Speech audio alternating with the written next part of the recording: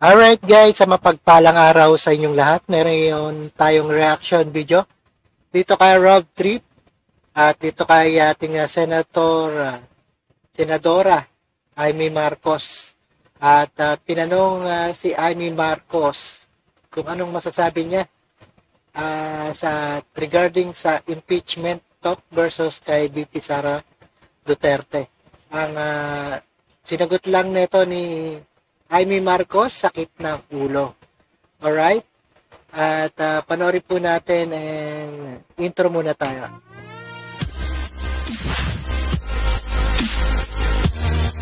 Alright, isang paghahain ng impeachment kay VP Sara. Hindi na sinagot ni Amy Marcos, ang ating senadora. Alright, sakit lang ng ulo. Alright, panoorin po natin and without further ado, let's do watch. Pa rin kayo ni BP? Po? Close pa rin kayo ni BP? Well, napunta lang ako dun sa veterans dahil nang Ayan, tinatanong kung close pa rin ba kayo ni VP Sara kay ating senadora. nangyari po sa aking mga department heads na kinulong, kaya sinisigurado lang natin na okay yung mga nadadamay na empleyado. Opo. Thank you. Senator, ano po yung reaction sa sinabi po ni VP Sara na ang pamilya niya daw po may pakanado po ng pagpapasinilin? Ay, nako, hindi muna ako nakikinig. Kaya nga, nagdeklara ako na nung una pa, kasi alam ko na magkakabangayan ng ganito at talagang maghahagisan ng putik. Kaya noon pa, sabi ko na, nako, mag-independent ako, trabaho na lang. Dahil ayoko masali dyan. Ayan, tama naman, independent lang ang tinakbo nito ni Senador Amy. Mahirap na. Masakit sa kalooban, tapos madadamay ka pa. Nako, iwas na lang, trabaho muna tayo sa palengke muna, sa mga lola muna, at sa pamimigay ng mga titulo, yung mga CLOA sa ating Agrarian Reform Beneficiaries. Kasi batas ko yun eh. Kaya tuwan-tuwa ako, nabibigay natin yung mga titulo, matapos ang 5 dekada mahigit ng land reform, sa wakas, mabibigay na ng libre, wala ng utang, zero balance na. Ayan, maganda na lang talaga magtrabaho kesa ayan, hagisan ng putik. Ating magsasaka. Mayor, Senator, ano po ang birthday wish ninyo sa hindi lang sa Pampanga, pati po sa buong Pilipino? Ano po ang birthday wish ninyo? Nako, ang birthday wish ko, di ba nanonood tayo ng American election? Panay ang usapin tungkol sa American Dream.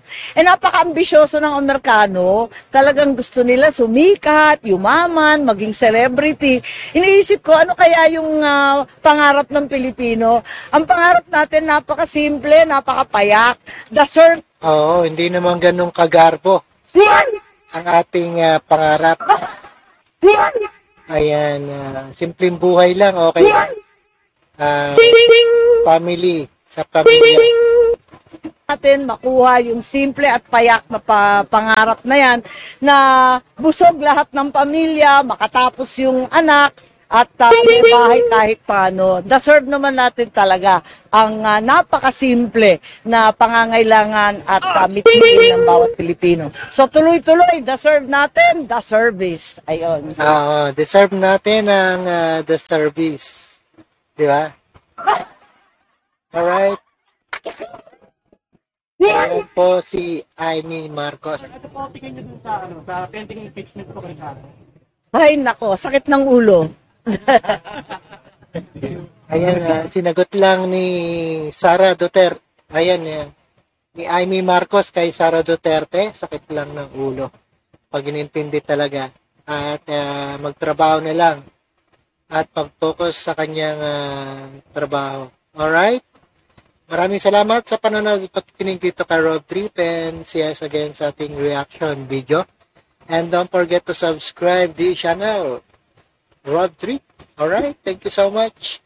And peace out.